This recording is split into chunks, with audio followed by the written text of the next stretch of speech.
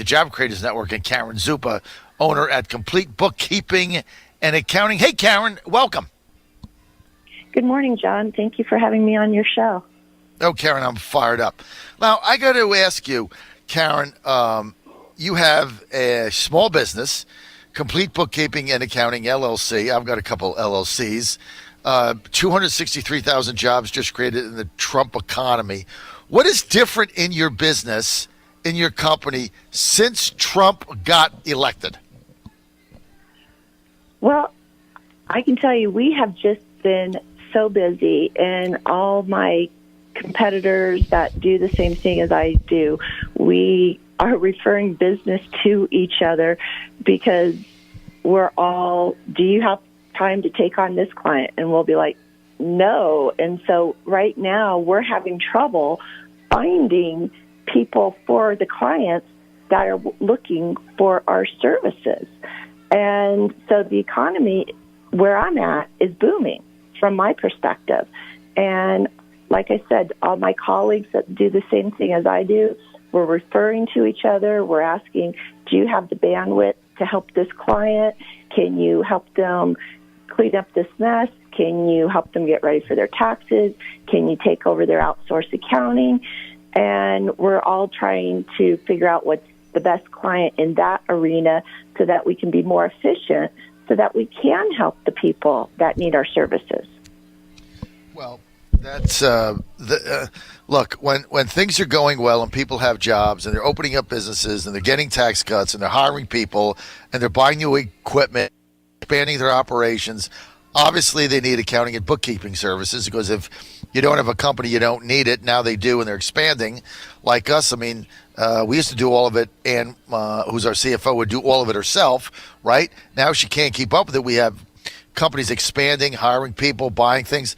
So she's got to outsource it, hire a bookkeeping firm, an accounting firm, and go on to something else. So you're exactly right. Now, we also understand that you are involved, Karen Zuppa, in the National Women's Coalition. Can you tell us a little about that? Well, my friend Debbie Brown is a part of the National Women's Coalition, and she invited me to join them, and that is how I learned about it. And I have been on several calls with them, and I'm learning more about what they're doing for the economy and how they're helping. And I do know that they're helping educate us women and help us connect with other people to help create more jobs for other people in the economy. So as an example, they know that healthcare is an issue for me with my company being small. And so there's issues with that we've been talking about, and I'll be on a call with Monday with them. And I'm learning more about what's out there, and they give you different resources to help you as a small business, because you don't want to feel like you're on an island all alone by yourself. So it's nice to have that as a support system, and learning more and creating the jobs that help the economy, and finding out how we can help our employees by creating these jobs. So like healthcare, it used to be I could give, when I first started, Jessica, who's one of my employees, when she started with me, she was a year out of college. And I'm like, you need health insurance. She was like, oh, I don't need it. I'm like, no, you need health insurance. I need you to have health insurance, because if something happens to you, I need you taken care of, because you're very important to me. So I was able to pay for her health insurance at 100%. With the changes that have happened with health insurance, the increasing costs and everything, I'm no longer able to do that. So in that arena, I'm not able to help my employees as much as I used to with their health insurance. So learning what other avenues are out there that can help me help my employees.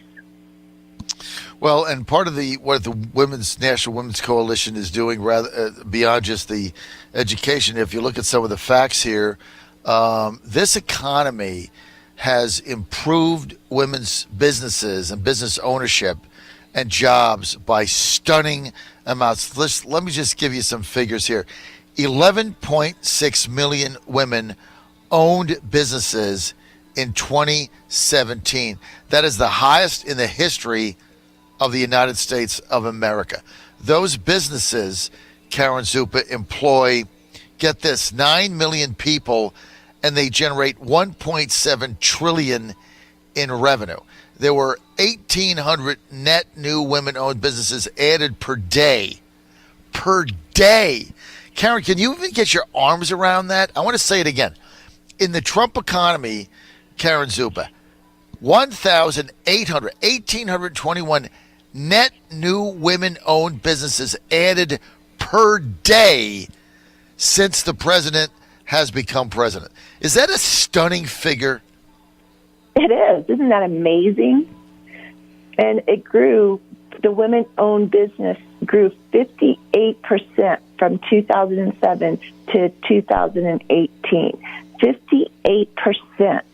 I mean, that in itself is amazing, that women are out there growing businesses at that rate. It's 1,812 companies a day that women have started. And if you've started a company and you have any idea what goes into that, like for instance, and I've kind of teased this out, I'll just give you an example. We own several companies and now we're expanding again. So we're launching in the next days, can't give it out exactly, Karen, but we're launching a new national digital news website platform, news and analysis to compete with the legacy fake news media liars. So, first thing we have to do is you have to apply for a name, right? Send $100 to the government, right? So I live in Virginia, so boom, you have to do that. Then you have to call the IRS, go through that paperwork, got to get an FEIN number or something, right?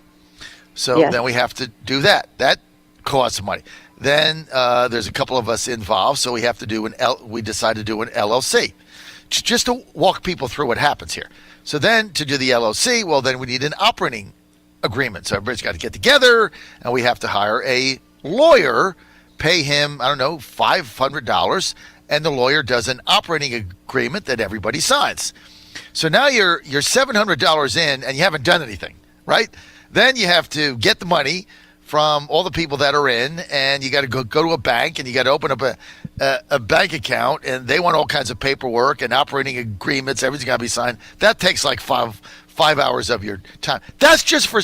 Then you have to file paperwork with the state that you have a business in the state. That's before you've done anything.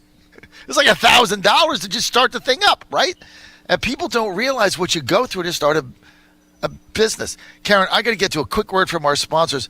I want you to stay because I want to talk more about this booming Trump economy and women, because as you can tell, I'm fired up today.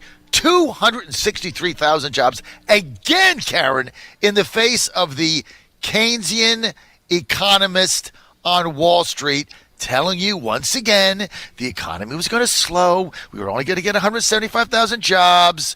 Wages were going to be flat. The recession is coming. Inflation is coming. They learned the Phillips curve in Columbia in 1977. All nonsense, all being defied. I'll be right back. We've now had a full year of the Republican tax cuts, and their effect on the economy is self-evident. Unemployment is at record lows. Businesses, large and small, are expanding, and people's wages are going up. The average American saved $1,400 last year in federal taxes, and the average family of four saved $2,900, money that Nancy Pelosi calls crumbs. Maybe if you're a millionaire from San Francisco like Fancy Nancy, $2,900 isn't much money, but almost $3,000 isn't crumbs to me. If you want to see how much you've saved, check out the calculator at taxcutswork.com. And while you're there, sign the petition to tell Nancy Pelosi to leave your tax cuts alone. Hardworking Americans know how to spend their money better than bureaucrats in Washington. The site was created by the Job Creators Network, and along with the calculator and petition, it also features real stories of small business owners who have put their tax savings into growing their businesses and rewarding their employees. So go to taxcutswork.com. CHAP, CHAP, Chap Peterson and the Eminent Domain Litigation Group. Government coming for your land? Chap Peterson and the Eminent Domain Litigation Group will defend your land and get you the money you deserve. Pipeline coming for your land? VDOT coming for your land? CHAP. Chap Peterson and the Eminent Domain Litigation Group. Call 757-446-9998.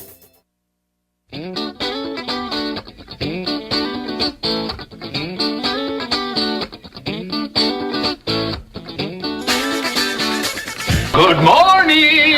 It's the perfect way to start your morning. Don't say it's a fine morning or I'll shoot you. The John Fredericks Show.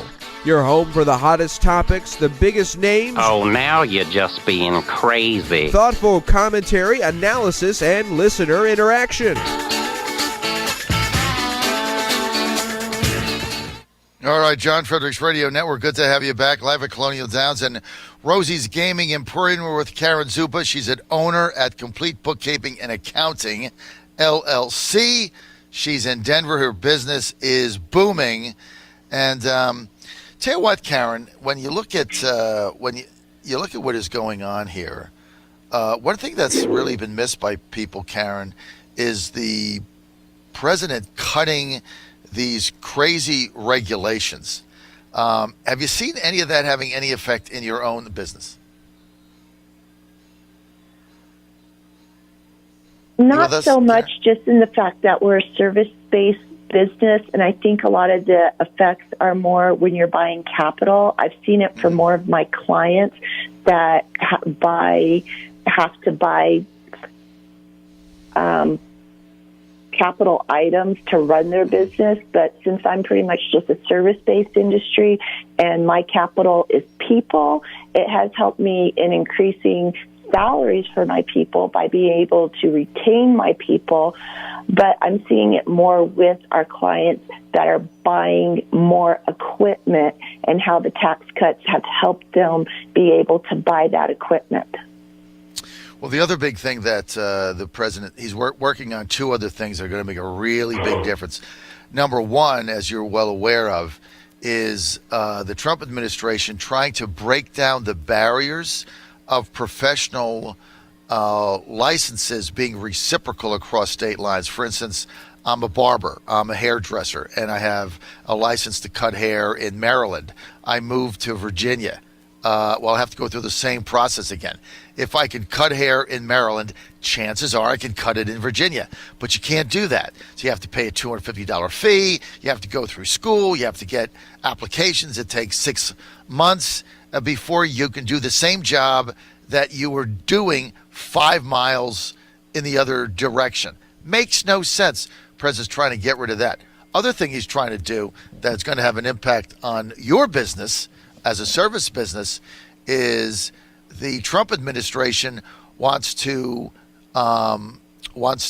eliminate some of the regulations that govern who is a 1099 employee and who is a W-4 employee, so that you'll have relaxed regulations. Companies will be able to hire people as a contractor in lieu of taking them on as a full-time employee right away. Now, what that means is you get a learning curve. You get a chance to know the company. People can take risks on certain people because they don't want to get bogged down in the W-2, W-4 employee paperwork. And so with that rules relaxed, you're going to get better jobs, higher wages, and people are going to be more comfortable transitioning from job to job. And then also we have the 1099 gig economy, where there's a lot of younger people, Karen, today that prefer to have 2 or 3 different opportunities where they're more independent. They manage their own time. That's going to affect your own businesses well, isn't it? Yes, it will. And that will be a big impact if that happens with the 1099 regulations, because I see that how that impacts our clients every year and the 1099s that need to be issued. And there's always concern for people.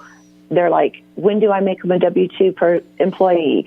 They're a 1099. How long can I keep them a 1099 employee as a contractor? Am I going to get in trouble? And there's a lot of questions around that out there with small businesses. So I think that would be great if that does happen. You have to remember, as a small business, the biggest expense and biggest decisions you're ever going to make revolve around hiring what we commonly call FTEs, full-time employees, because there's a lot of responsibility that goes with that, and paperwork and things of that nature. When you're thinking about maybe you have a position open, maybe you need it, but you don't know, if you can hire that person as a 1099 contractor on a temporary basis and see how things work out, it opens up avenues that you're not normally going to have if you have to go the W-2 route. Karen Zuppa, I'm out of time. Keep up the super work. Thanks for joining us today. Keep growing your company, and thank you for your perspective. Karen, thank you so much. Thank you, John. You have a wonderful day.